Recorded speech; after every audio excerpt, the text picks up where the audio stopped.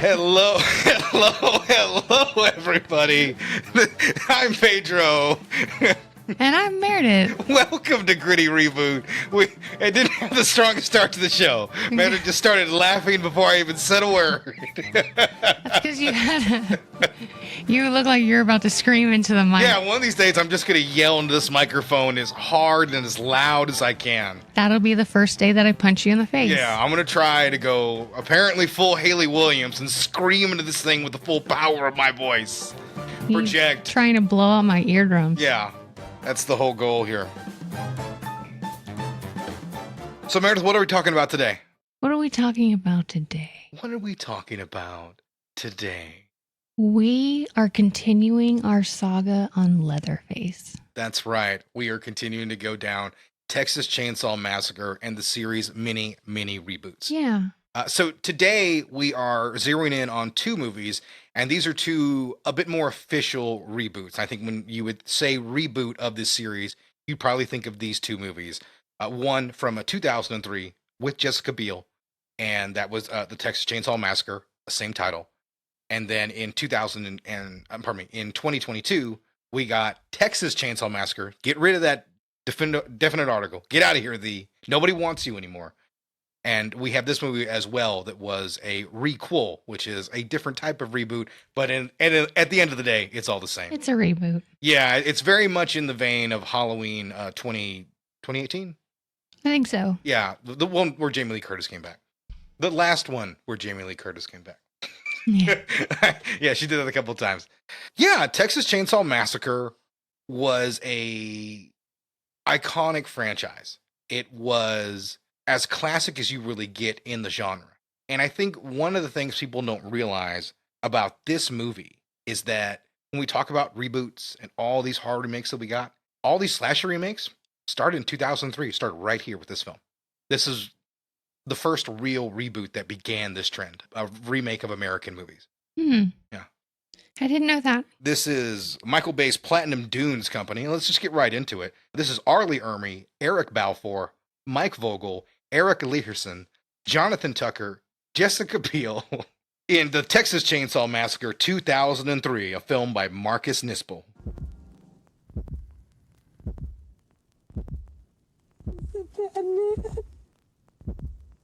I'm gonna have to call the cops, I guess. Excuse me. What the hell was that? What? I just saw something. All right, that's it. If somebody's out there, just come on out. What is that? The hitchhiker. What were they all doing here? What the hell are you doing in my... Say something? You're all gonna die.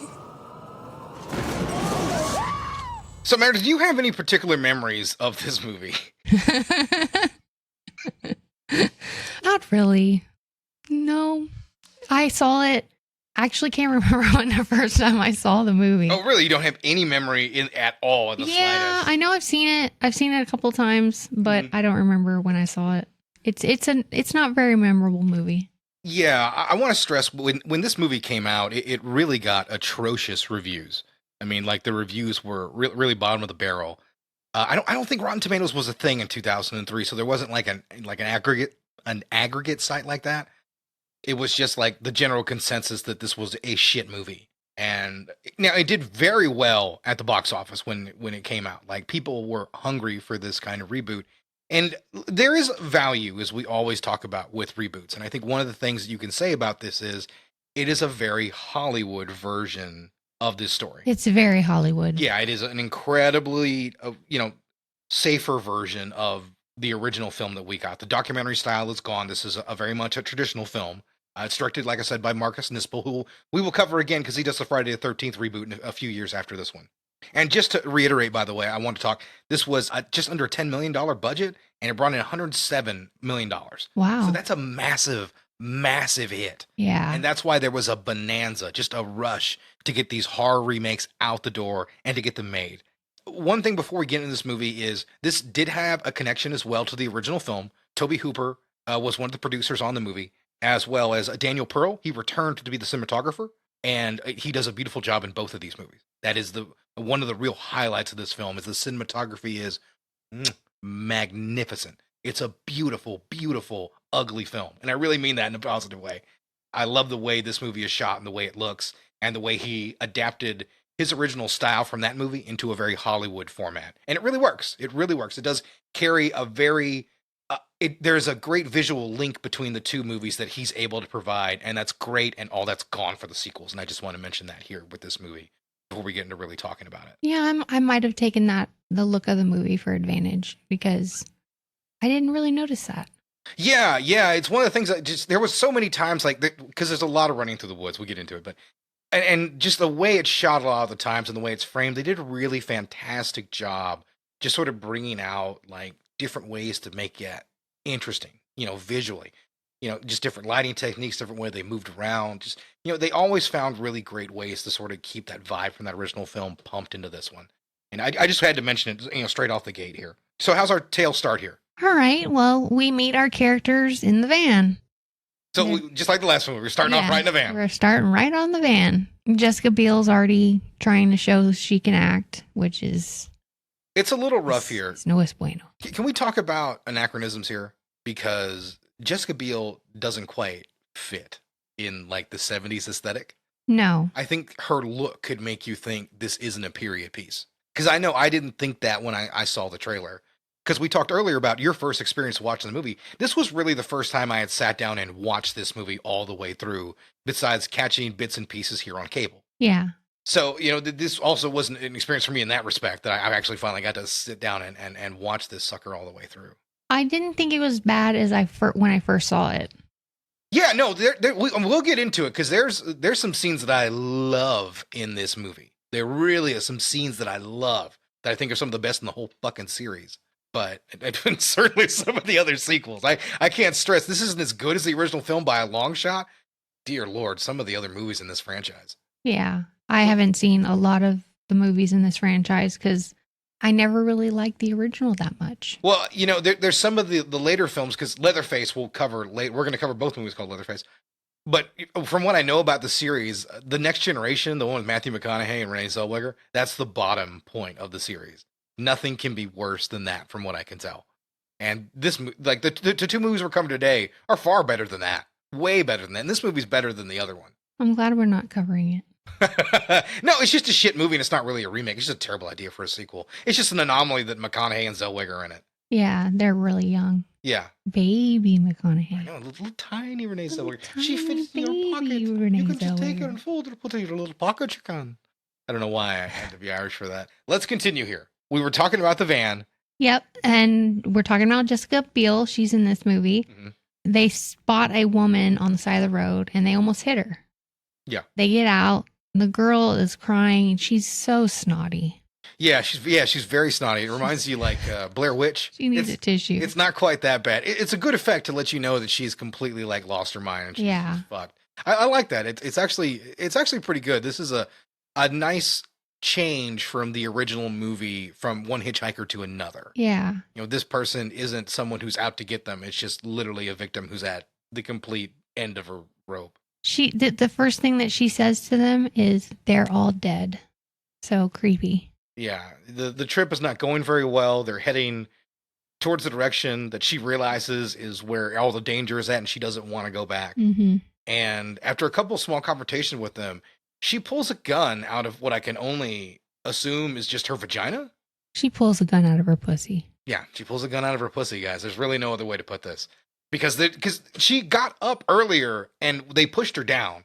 If she was holding it between her thighs, which I wouldn't recommend to anyone to try to hold a loaded weapon between your thighs, it would have fallen out. So she had to have had it. She had to. Yeah, she had to have kind of had it in because it didn't make any sense. No, it really doesn't make any sense at all.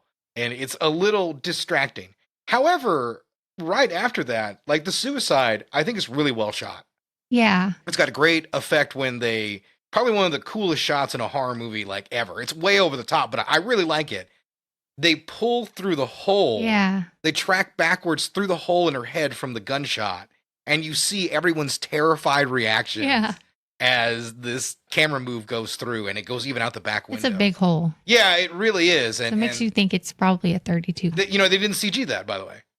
Yeah. They didn't CG that. They did all that shit practically. I think they did a bunch of takes, and they built it like a dummy head to like pull a certain kind of camera lens that's very long, and that's what they did. They just kept pulling that out till they got the perfect look from the head. And it worked, So I find it pretty cool. This is 2003. You were still going to do a lot of things like that practically. CG just wasn't really there yet. And for a movie at $9.5 million, it was easier to let those kind of crafts guys figure that kind of stuff out. Those kinds of, prop team and stuff like that. Those guys are really talented about putting that to work. And it's a really great looking shot today. So it holds up. It's one of the standouts from this movie. One of the best shots in the whole franchise. No one is crippled in this movie. No one's crippled. Yeah. Everyone is able-bodied. We'd mentioned that before. Yeah. What do you think of the cast? I like Eric Balfour a lot as an actor, but this is not a great part. Which one does he play? He is... Is he the boyfriend? Yes. The boyfriend of Jessica Biel? He plays Kemper. Kemper, yeah. He's Kemper. He plays Kemper. He's Aaron's boyfriend. Yeah, they named him after Edmund Kemper. Yeah, that's why I assumed that the reference was on that one right there. So that wasn't very subtle. Yeah, nothing about the movie is particularly subtle. How many fools do you know named Kemper? Exactly right. That's not necessarily a real common name. No. I like that actor a lot. I mean, he's fine here. He's all right. There's not a lot to this part. Biel can struggle at times. I think she's okay. She's better towards the end. Yeah, I think she does a nice job with the screaming and the horror parts of it. She really got into that. Yeah. That I think that really helped. By the way, Pepper, I don't know if you can recognize her. She is a cast member of one of the worst movies of all time, Blair Witch 2, Book of Shadows, a film that features no Book of Shadows at all. I remember for a while there, you went on this, let's watch the Book of Shadows movie kick. Are you still on that kick? I think it's a little underrated, to be honest. The movie... Is that more of a reboot? No, it's a straight sequel. It's just a bad idea for one. Well, here's the thing. Like, the director of that movie had a vision that the studio was like, no, we're not doing that. We need to make a more traditional horror movie. So they made a traditional horror movie out of, like, what he had. And this is Joe Berlinger. He was an Oscar winner for Paradise Lost, a documentary filmmaker. So he was no slouch or anything like that. But, to the studio, they didn't give a shit about a documentary filmmaker. So that the whole movie is sort of a mishmash of ideas. Like, the ending that's in the movie, they shot that on mini DV in the director's backyard, like 3 weeks before release or like a month before release. So, I mean, it really was a strange ass movie. But yeah, no, I'm always curious about it. I love movie stories like that where there's multiple different cuts and the studio gets involved. I love those stories. Yeah. I love those stories. We don't have that here. They stop at the store to report the suicide. The store looks very similar to the store in the 1974 movie. I think they meet Luda May here, right? Isn't that the clerk? Yeah. So they meet her and they use her to try to get like a hold of the sheriff so they can, report the body. Mm-hmm. And they find out they have to actually go meet the sheriff somewhere. At the old mill. Yeah, that's not at all peculiar.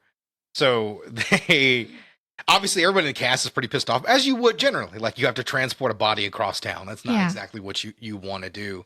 By the way, the place is great. It's so grimy and everything like that. They have like the meat that's shown off on the counter, like all that looks like it's rotting. Oh, I know. Yeah, everything about the movie feels gross, but it's not necessarily that bad. I think it's done in a well done way. It really does. It gives you the vibe you need for a Texas Chainsaw Massacre movie. So they end up heading all the way over there so they can go meet the sheriff. Correct? Yep.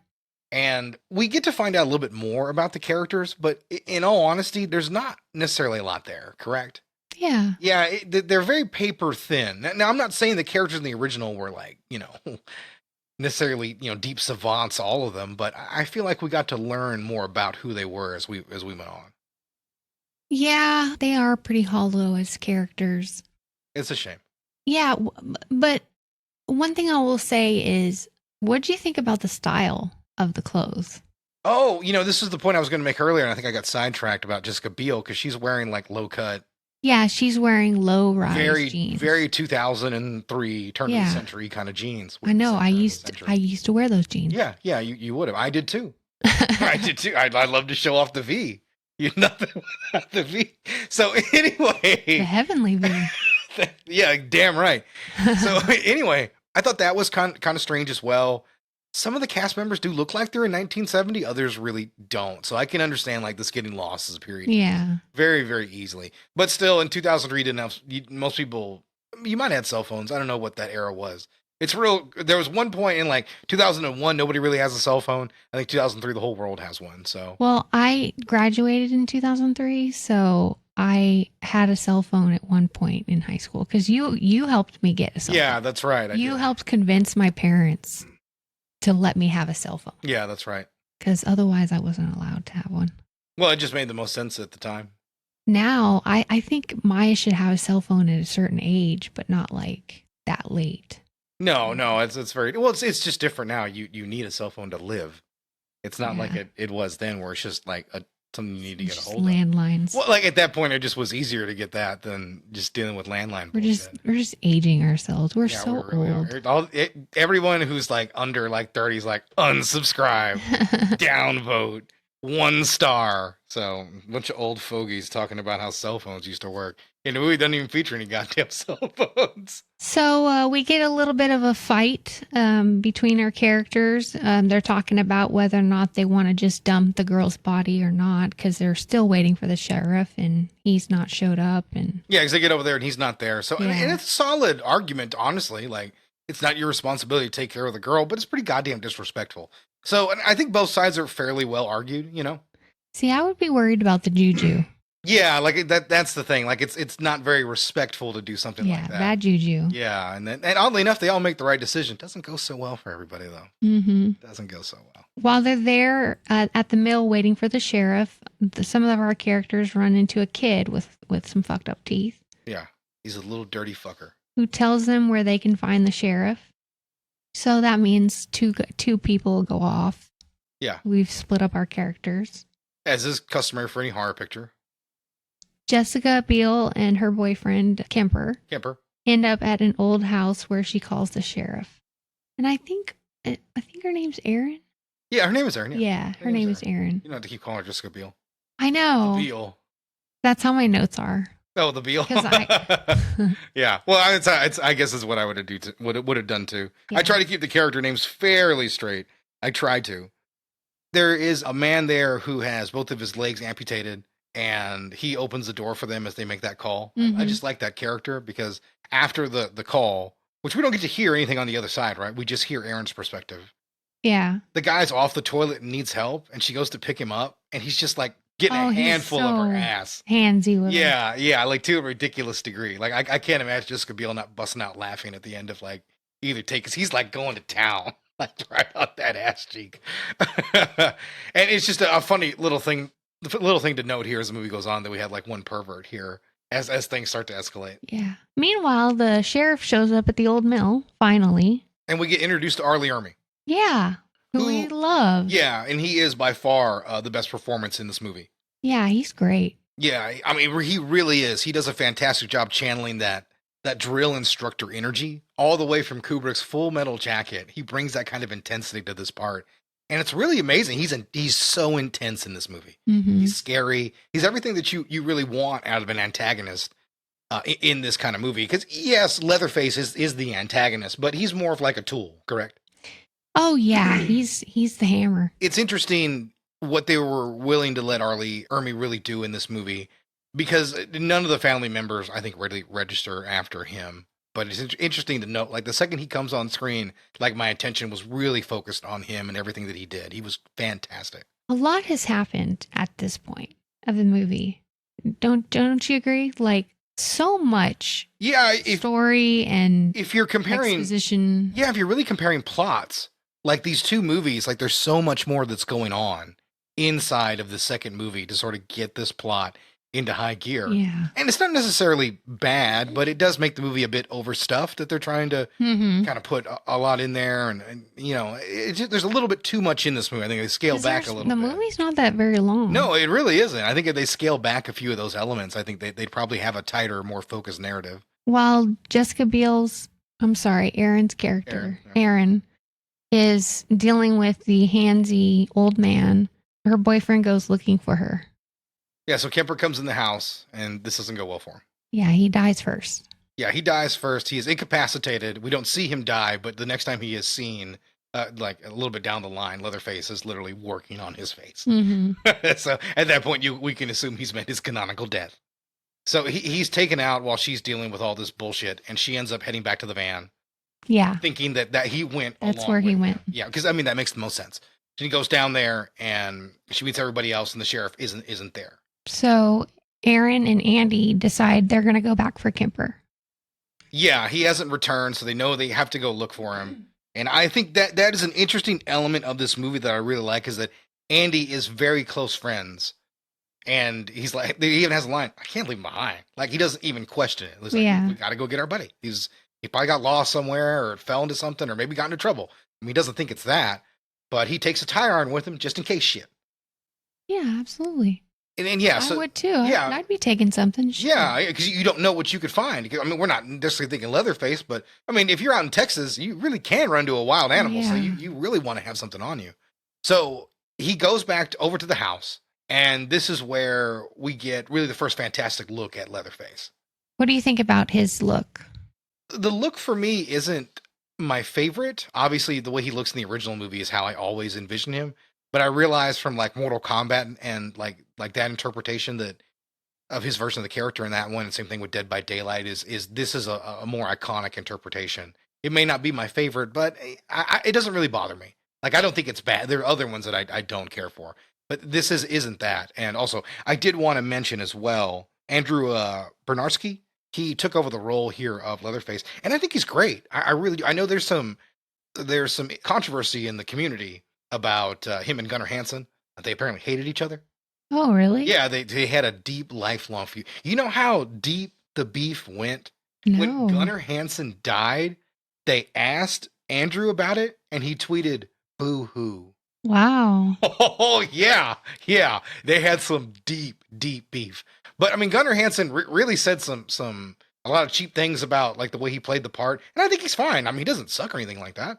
I mean, he's gigantic. So Yeah, I think he's he really huge. looks enormous and scary. I mean, just absolutely terrifying when he's running around. But both actors, I think, did a really great job. And in all honesty, they just do different things.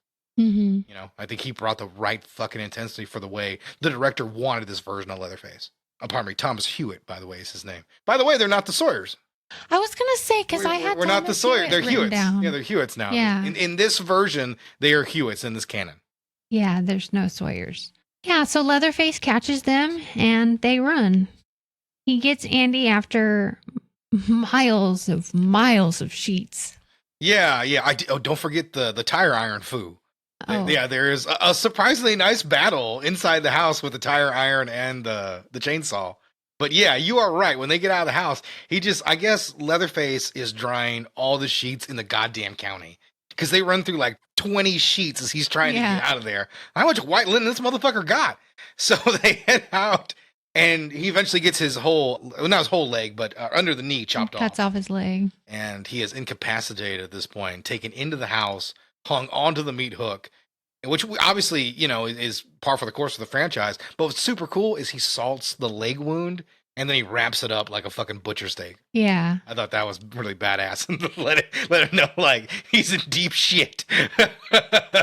I thought it was a really cool scene. I love the way he screamed and stuff, putting that on him. Yeah. Yeah, that was a really neat idea. That's well done. So, like I said, there are things that I do like in this movie. There really is. I'm not as familiar with the series as you are, but is this the first time that Leatherface takes off his mask? It is. Is it the only time? I don't know because I haven't seen the other movies. There's a few of them that I just don't know about. But for the most part, as far as I know, we never see his face.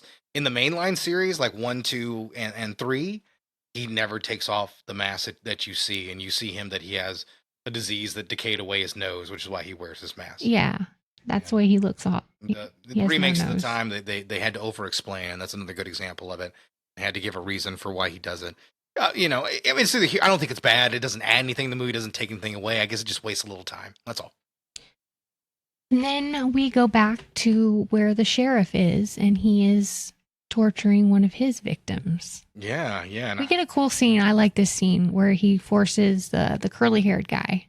Morgan. Yeah, he forces Morgan to eat a gun. Yeah, to eat a gun to show him exactly how the suicide went down.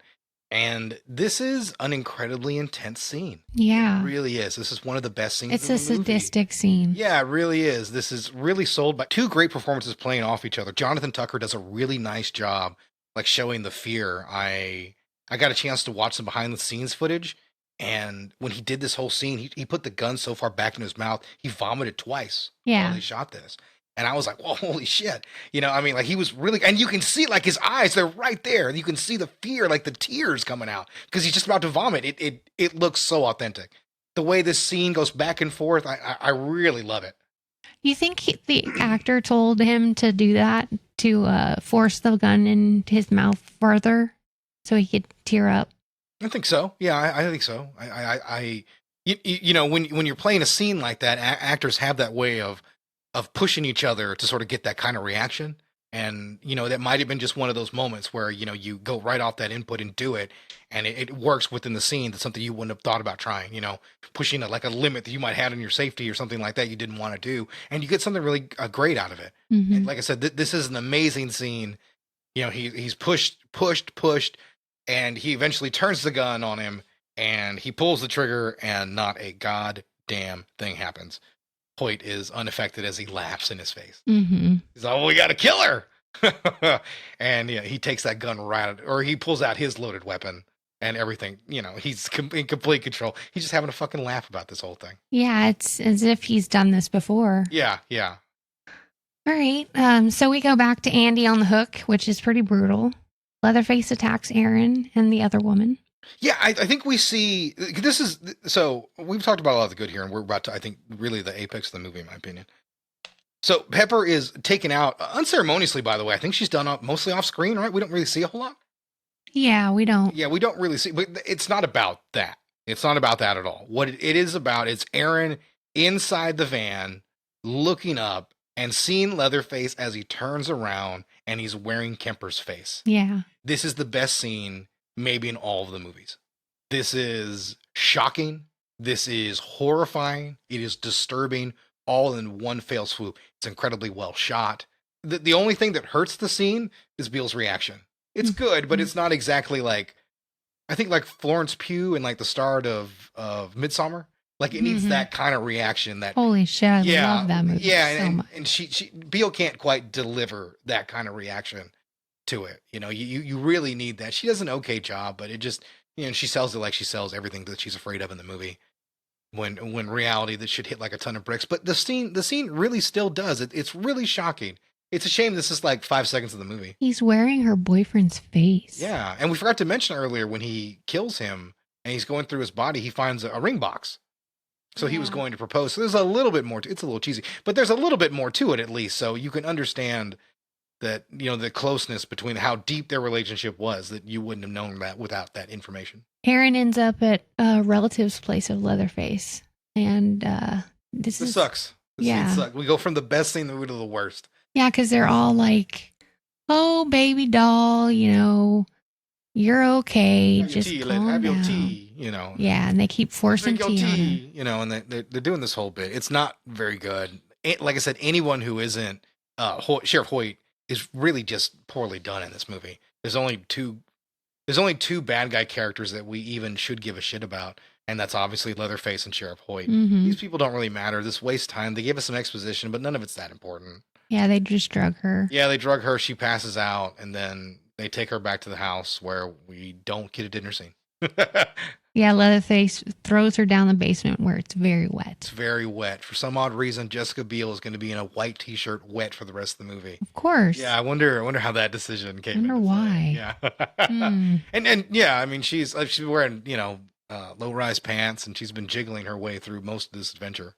So now she's going to do it wet. She finds Andy hanging on the hook and makes things worse for him. Oh my God. I feel so bad. Oh my I love God. this scene because it makes me cringe. Leatherface just should have killed him. Yeah. Because she's just like, let me get you off of this thing. She makes it worse. So she attempts to lift him off of it and gets him very close and then drops him right back on it again. She does it again. Yeah, and then she does it like another time. She gets really far off the hook. Yeah. Time. She really does. She really does, and drops him like one more time as he howls in pain. Oh, God. It makes me cringe. And then he begs her for death, and then she just stabs him in the gut. Like the worst way to kill a man. No. Like if you're good, you could just like slit his throat or something. just slit his throat. He'll be gone in a few seconds. Doing it that way, like, thank you. Now I get to bleed out over 10 minutes. Like, It's the sequence almost made me laugh, in all honesty, by how long it went on and how ridiculous Erin's character really is. If you think about it, like all the decisions she makes here. But I would say it's one of my favorite scenes, but it was certainly a bounce back from what we've had. So She ends up finding Morgan, who's in a bathtub, and they try to escape with the help of the kid. yeah, that's right. Yeah, the kid is helping them try to get out of there and try to avoid all the dangers. Leatherface chases them and then ends up killing the curly-haired guy. Or Morgan, sorry. Yeah, he does. He I does have kill him. Morgan. Yeah, It's curly-haired. curly-haired guy. But that's the kind of characterization he got, despite his really great performance. Yeah, he's taken out. He's sawed. So Erin runs and gets chased throughout the Blair moat. Blair meat packing. yeah, it's the meatpacking plant is where they went. Blair. The Blair Moat. Your abbreviations came back to bite you on that one. The Blair Moat. So we finally get to go to a meatpacking plant in the series. Mm-hmm. So I think that's kind of interesting. And I think the place looks, I mean, once again, everything looks really good in the movie. But I think it's a decent place to set a finale against Leatherface. I think this finale is a little half-baked. As much as I like the set piece, I don't think they use it well, to be honest. Mm-hmm. Yeah, I don't think there's a lot of tension in this whole sequence or anything like that. And I think that's a really big problem is we have a lot of chase sequences and stuff. And very rarely do they build up any kind of real tension. It's a little bit of a limp noodle. Yeah, and I think that's one of the very, as much as I've told you about the scenes that we like, and really I was surprised how much I did like in this movie, there's a lot of nothing in between those scenes. Mhm. Some things that just kind of happen because they have to, because we have to get to this next part and we have to get to the third act. Like things just sort of occur, and it's never really an incredibly strong kind of film, in that respect. And I think this is a finale that it kind of misses the mark a little bit. She goes through all the slabs of meat and, she's trying to get away and then, she's able to get the drop on him. Yeah, she cuts his arm off. Yeah, she cuts his arm off, the canonical cutting of Leatherface's arm off. Because I don't know if any of the sequels go forward from this point. I think they all go backwards. So, yeah, I have to... I have no idea. I have to check that fact. Seen. Yeah, but I think, because the next movie is The Beginning, which is obviously that, and then the next movie is 3D, and that also goes back in time. And then Leatherface is about when he was a kid. So, yeah, they never go forward from this point after he loses an arm. He never ashes it up. What a missed opportunity for him not to have like an ash chainsaw arm. Yeah, or try to put somebody else's arm or something. So, yeah, the chainsaw is swirling around the ground with his arm still attached as she runs out of there. Mm-hmm. And, with Leatherface, as far as we know, is sort of gone from the movie. She's picked up by a trucker who immediately turns her into the sheriff. Well, because here's the thing I really love about this scene is she's acting just like the hitchhiker from the beginning of the film. And I think that's such a great parallel of sort of talking about the madness of the first movie and how that's sort of, you remember seeing Sally in the back of the truck. And I think that scene is sort of emulated here in this film, right here. And I think this is probably Biel's strongest sequence is when she's trying to communicate how utterly fucking terrified she is to go back that direction. Because she's doing the same thing, like practically like mauling the guy to not go that way. But he takes her back there anyway. The one thing that we didn't mention was there was a child that the relatives of the Hewitts. That's right. Yeah, that they're taking care of. Took, one of the probably victims. took. Yeah, one of the victims, they took the baby. Well, Erin ends up stealing that baby. Yeah, she does. She gets Thank back God. there. Yeah, she takes the kid when their back is turned and tries to get him out of there.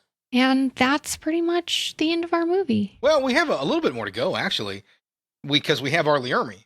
He's not dealt with yet. So as they move back to the truck, you see she has the kid. She puts him down in the cab, and she's starting to hotwire the truck. And you see Sheriff Hoyt coming up there, slowly stalking them. It's actually one of the better sequences in the movie for trying to build some tension. And he opens up the truck bed, and they're not in there. It's a switcheroo. It's kind of like Silence of the Lambs, at the very end of that movie.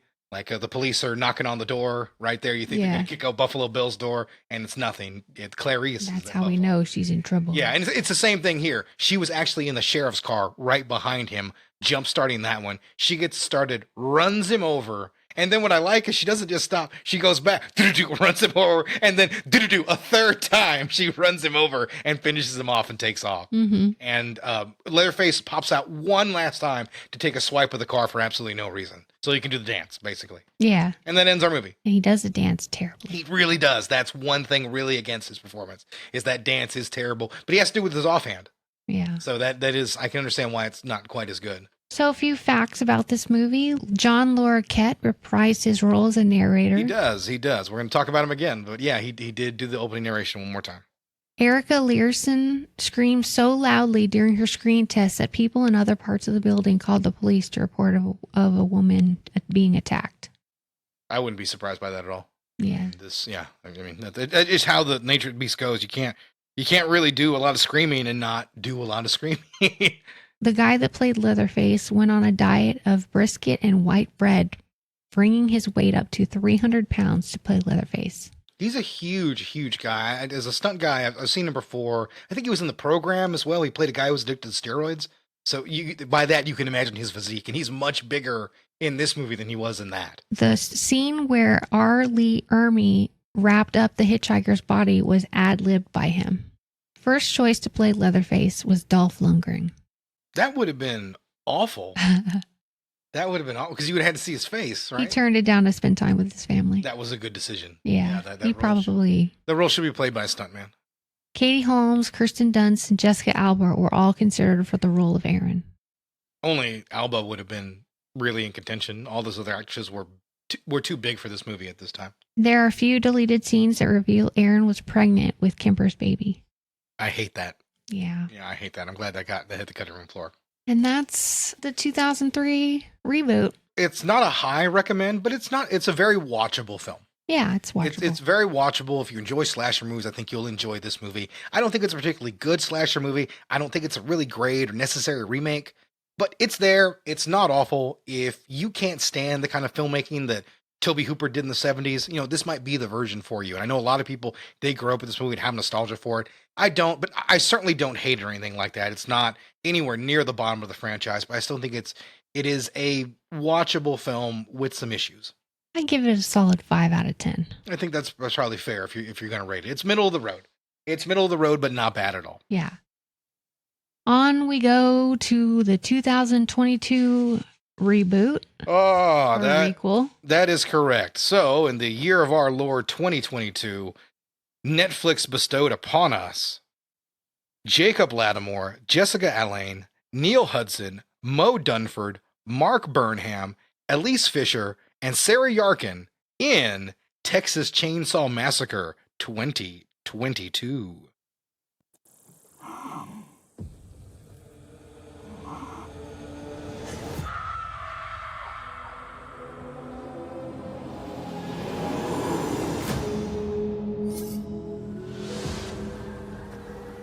So Harlow is a ghost town. We have a vision for this place. All it needs is young blood. I was talking with a friend of mine about this movie, and I think the thing that my takeaway was that somehow there's a movie where Jason Voorhees goes into space, and that plot is somehow more believable than Leatherface versus influencers. Yeah. And I think that really sums this movie up as, at the end of the day, I'm not sure if this is a comedy. I'm not sure if it's a parody of Texas Chainsaw Massacre movies. I don't really know by how ridiculous and over the top that it is.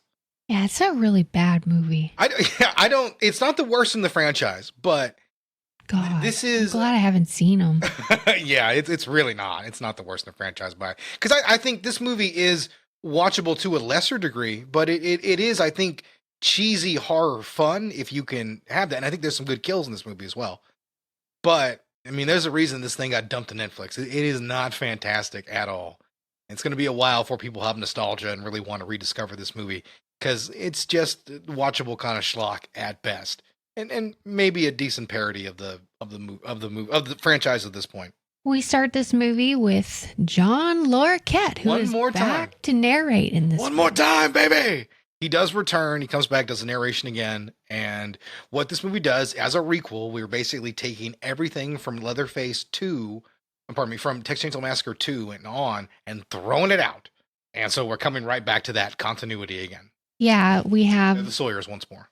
We have basically, they're glorifying the killings, of course, that there's a market for murder. Yeah, and that's how we're introduced to the Lorquett's narration. Mm-hmm. We see him, and we see images from the previous movie, everything sort of a recap, and then we pull out and it's a TV, and then we see what is our lead character actually, and that's Elise Fisher, and she plays Leela. She's the main influencer.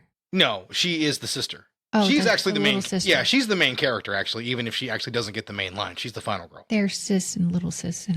The sis and little sis. Yeah, they have names. They have names. Melody is the other is the other character. That's her sister.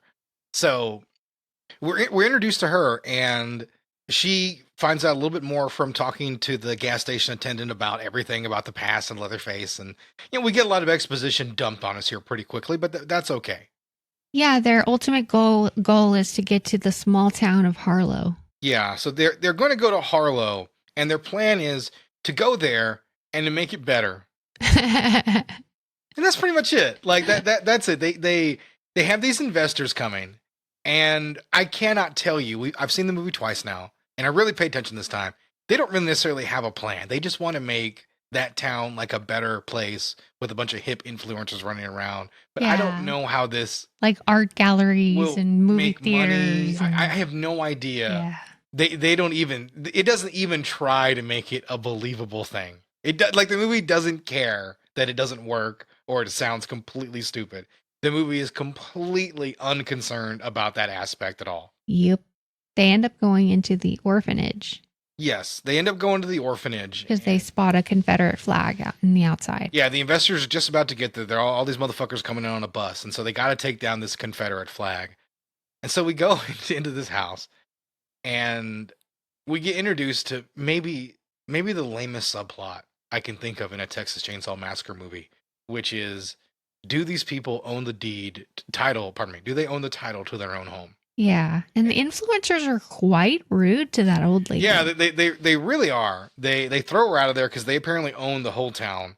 And so, like, the movie contrives this entire situation where they throw her out, and she still says she owns the title of the house. And Melody will feel guilty about this later on. But as they're dragging her out of the house, this poor old woman, she ends up having, like, she throws up everywhere. And that makes a giant man emerge at the top of the stairs, who, of course, is Leatherface. Yeah, and he comes and scoops her up. Yeah, he picks her up. He carries her into the back of the police car. It's not a car. Paddy wagon. It's a paddy wagon. That's right. It's a paddy. When you're rounding up the boys, you got to get the paddy wagon. So they're in the paddy wagon. I love that word, by the way. They take off from there. And by the way, they take one of the characters with them. And that's Nell Hudson, by the way. And her name is Ruth. And Ruth. Well, the thing about Ruth is, I watched the movie the first time, didn't really think much about her. But we usually always watch movies with subtitles. And on Netflix, she doesn't have a name. She's just Dante's girlfriend. Because Dante's one of the main characters. Mm-hmm. And I was very careful to watch this time because I always watch, James A. Janice's Dead Meats. And he says they never say her name. And I watched this time. They never ever refer to her by her name.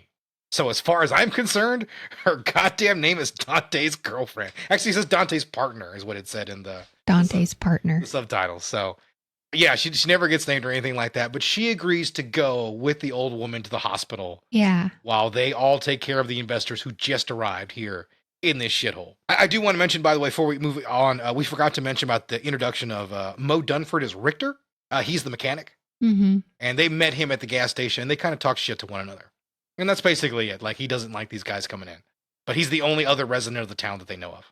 Yeah. So they're in the sheriff's van going down the road, and the old lady talks to Leatherface and then ends up dying. Yeah.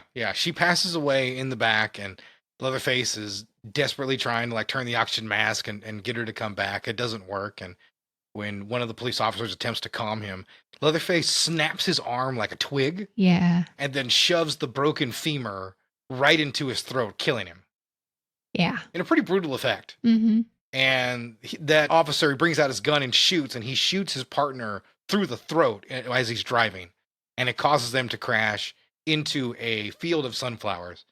Oh, mighty Texas, known for our fields of sunflowers. Now, to be fair, I have seen fields of sunflowers in Texas. We do, but it is not a normal... But it's not like Sweden or wherever. this I think it's is. like Bulgaria is where they shot this in Europe, and because they built that whole town out there. All that's like a fake movie town.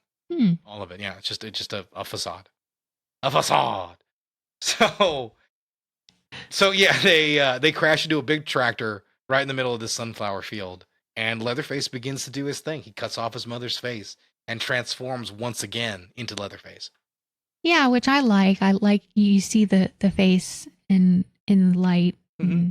Yeah, and you get one of the movie's best shots where he pops his head up over the sunflowers, and you see him like in all his glory. And then he goes over there and finishes off the cop who is not quite dead yet. He goes there and smashes his head in as Dante's partner is trying to call for help and trying to find a way to get out of the situation.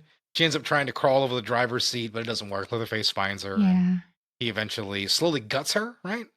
Well, he strangles her in the beginning, and then he starts, while he's strangling her, he cuts her, he guts her. Yeah. So she is killed right there. And the main thing, you gonna say something? No, I was just going to go move into a very cringy part of this movie. So, yeah, as the main reason that she is killed in the way she does and that she calls is that the gas station owner has to hear her call so he can call Sally Hardesty, the survivor from the first movie. Yeah, that's where I was going. Yeah, and this is the worst element of this movie. This character is literally like a Naked Gun version of Jamie Lee Curtis in Halloween 2018. I mean, it feels just like an epic movie parody version of that character. That's exactly what Sally Hardesty feels like in this movie. Yeah, it's awful. The original actress who played Sally Hardesty, she passed away, so she's been recast in this movie. So it doesn't even have that gravity to it when Jamie Lee Curtis returns to the role. Or even in something a little bit older, like New Nightmares, when Heather Langenkamp comes back, right? Yeah. If you recast that part, who gives a shit, right? You have to have that actress, right? That's how that works. You can't just redo it. So we get her. She's gutting a pig this time, right? Yeah. And she grabs all her shit and loads up and goes to take him on, right? It's all lame. Yeah, it really is. It's terrible. And then we go back to Leatherface and he kills Dante. He does, yeah.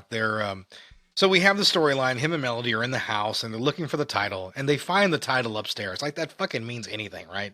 Mm-hmm. It's not how titles work. In work. her jewelry box. Yeah, that doesn't mean anything. It means nothing. Nothing about this story means a fucking thing. But Dante is killed for being in the house by Leatherface, and Melody is hiding from him, and she's really trying to avoid him. And then eventually we have the mechanic comes back in, Richter, and he has a fight with Leatherface. It's actually pretty cool.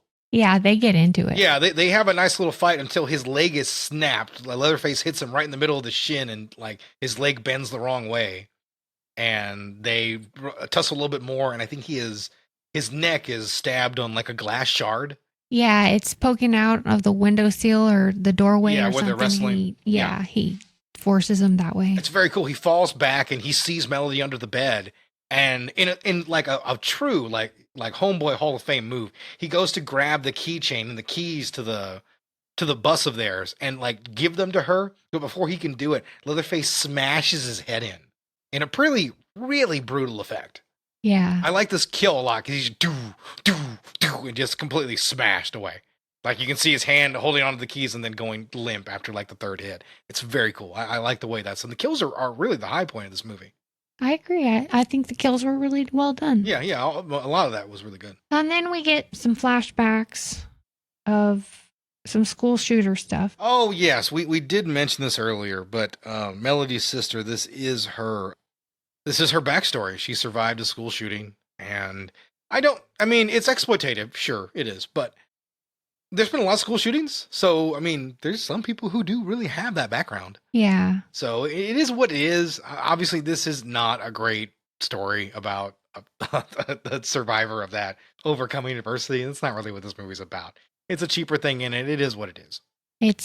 They could have cut it. Yeah, it helps a little bit of the story, but I don't think it really. I mean, it's not exactly tasteless. It's not done that poorly, but it's not great either way. So Sally's back, and she stumbles upon a macabre shrine in the sunflower field. Yeah, she does. She sees the Leatherface's adopted mother there with her face cut off, just sitting there. It's a very cool shot, by the way. Yeah. Very cool shot. Melody is making her escape through the house during this time as well. Yeah. Right. I think that sequence is all right. She's under the house and Leatherface puts the chainsaw underneath and he cuts a sewer pipe and covers her in like liquid shit. Yeah. To be very gross. And, he pops, she pops out of there. She's able to be saved by her sister and they take off towards the bus. So after this, we have Melody and her sister. She just saved her sister. She pulled her away from Leatherface. She's still stinking to shit. They run towards the bus in the rain and they get there and they try to warn everybody and they try to get the bus started, but it's just not coming together, right? Yeah. So as they're there, Leatherface follows them to the bus. And this is an incredibly brutal scene. We have one little joke where the influencers pull up their phone and go, try anything, you're canceled. And Leatherface just lays waste to all of them with a chainsaw. Mm-hmm. Limbs flying everywhere, blood everywhere, people clamoring towards the back of the bus. It's mad chaos. Yeah, I mean, it really Everybody is. dies. Yeah, there really is some really interesting kills. Very well done. It's just a very, very brutal scene. It's my favorite part of the movie. Yeah, it's not over the top or silly or anything like that. It really is just a little silly. I don't really think so. I think it's really brutal. I do. Like, I think when he cuts that girl in half, that might be the silliest part. When she's climbing out the window. Yeah, that might be the silliest part. And that's really probably only because of the CG. Yeah, I thought it was a silly scene. Yeah, only because of the CG. Maybe I have a weird sense of humor. I mean, it's possible that you might, it's possible. So yeah, the two sisters are in the bathroom and they escape. Yeah, they escape with the help of Sally, and this is where she comes in. Yeah, she comes in the fray and they get in the back of the vehicle and they try to take off. They want to take off, but Sally is there for revenge, right? Yes, and she's more important that she gets her revenge than help these two poor girls. It makes no fucking sense. Yeah, it is super strange. They have this whole sequence here where she goes in the house and she confronts him and she recites their names. Like, you don't remember me. And it all is a big nothing burger. They go outside, they have the confrontation. She is stabbed with the chainsaw. Yeah, she is stabbed through the chest with the chainsaw. And it's like see that. Yeah, I mean, he's holding her above his head and throws her like 15 feet away. Yeah. Into a bunch of trash. And she lives. And she does survive. Yeah, when the girls are threatened later, she shoots him again and buys them a little bit of time. The sisters try to run. Basically, they try to run him over and they end up crashing, which wastes their opportunity to escape. Like, he's a big guy. Yeah, he's going to put a dent into your car if you hit him, even at a low speed. Yeah. Like, why do that? Just swerve and miss him or back up and go a different way. Yeah. No, it was... And then that's the movie, folks. yeah, they would have got out of there. So they crash into the mechanic shop. Mm-hmm.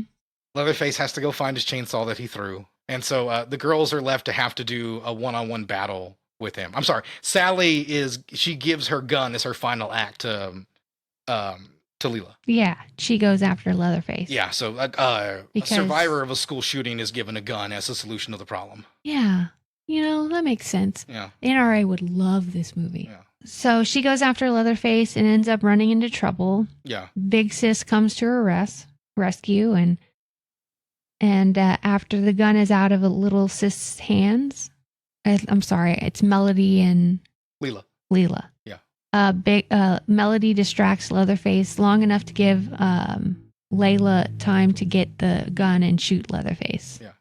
So yeah, and that's it. They shoots him, and then Melody comes and gives him the chainsaw uppercut and knocks him into this pool of water where he slowly sinks into the bottom. Yeah. They leave. We get a happy ending. We get twinkly little music.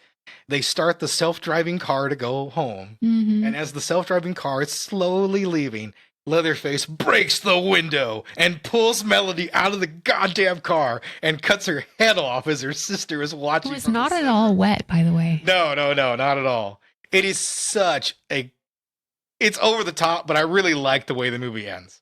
It's and Leatherface does a great dance afterwards, and I mean it's almost like an over-the-top comedy. It really is at this moment, with her screaming out of the self-driving car to match the way Sally was in the original movie. Mm-hmm. It doesn't really work. It's cheesy. It's stupid. This is kind of a fun movie, but it's not that fun to really say I would recommend it. I don't. The only fact that I have is the film was shot in 2020. It had a release date of 2021. All plans were scrapped after a string of disastrous test screenings. It was sold to Netflix, where it debuted in February of 2022. Yeah. And that this was shot in Bulgaria. Yeah. There wasn't a whole lot of facts. Well, it is a newer movie, so you're not really necessarily going to have a lot of that coming out. And like I said, it wasn't well loved, so there's not a lot of people like looking for those facts about it and stuff like that. It is what it is. And then for reviews, Texas Chainsaw Massacre 2003 got a 4.1 user review, 37% on Rotten Tomatoes, and a 6.2 IMDb. 6.2 IMDb. Texas Chainsaw 2022 got a 1.9, which is by far the lowest user rating we've gotten on any movie. I didn't know that it was that low. And then it got a 31% on Rotten Tomatoes and a 4.7 IMDb. And then here are some 10-star reviews. Let's go opposite. I went to see this remake opening night, and I was completely immersed in it within the first 10 minutes. The acting was great on everyone's part. I thought Jessica Biel did a great job shedding her WB persona and was totally believable as Erin. Yes, fellas, she's hot, but I think it's her talent that really counts here. Big screen newcomer Mike Vogel made his pain seem so authentic that my skin crawled. And of course, mad props to Arleigh Irmi, who did a bang-up job portraying the sometimes funny but ultimately disturbing county sheriff. Also worth mentioning was Laura German as a teenage girl in the opening scene. There was only one thing that disappointed me, and that was the persistent presence of Leatherface. I didn't know that was Lauren German. Yeah, apparently was. For example, the scene with him sewing the mask in the basement could have been taken out. I believe the less we see of him, the more surreal and frightening it is when he is present. Other than that, no real complaints. I thought the script was fresh adaptation of the original. It wasn't the scariest movie, but it was creepy, and it did make me jump a couple of times. And in response to critics who call the movie too brutal, how can we call this movie more brutal than such acclaimed classics as Scarface, The Godfather, or more recently Kill Bill? I liked all these movies, but I can't agree with the one form of violence is more acceptable or appropriate than the other. But anyways, if you do see Texas Chainsaw Massacre, be sure to catch it while it's hot. Movies like this are always better when you have a reaction of the audience. Well, I don't think it's necessarily a bad review. I think he kind of laid out his claims, right? No, it's a 10-star review. Yeah, so I think he kind of laid out his claims. I mean, listen, you love what you love, right? You hate what you hate. That's all I can say about that, really. It's not a bad movie to like. No, I've seen garbage before, and this isn't that. Yeah. Here's a 10-star review of the 2022 movie. Most modern horror films are much the same. Get a bunch of totally repellent characters together, make most of the audience hate them immediately, and start killing them off. The example fits the pattern so perfectly it is impossible to find a single fault. So what do a group of Gen Z morons trapped on a bus by a chainsaw-wielding maniac do? Film said maniac with their smartphones naturally and threaten him with being canceled. At this point, I literally burst out laughing, and the subsequent butchery fest was everything I'd hoped for.